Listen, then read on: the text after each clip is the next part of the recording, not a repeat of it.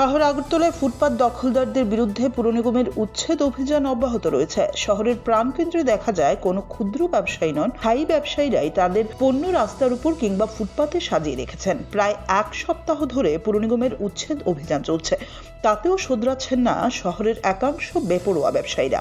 ফুটপাতে পণ্য সাজিয়ে রাখার অভ্যাস তারা কোনোভাবেই ছাড়তে পারছেন না।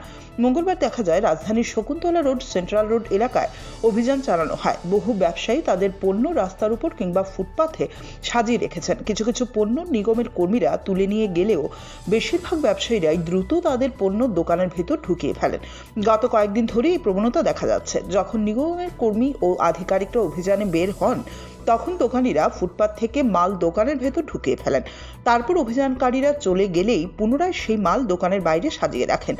অনেকেই বলেন, দীর্ঘদিনের এই বদঅভ্যাস ছাড়তে পারছেন না শহরের এই ব্যবসায়ীরা। এদিকে পুর নিগমও জানিয়ে দিয়েছে, যতদিন না সমস্যার সমাধান হচ্ছে অভিযান চলবে।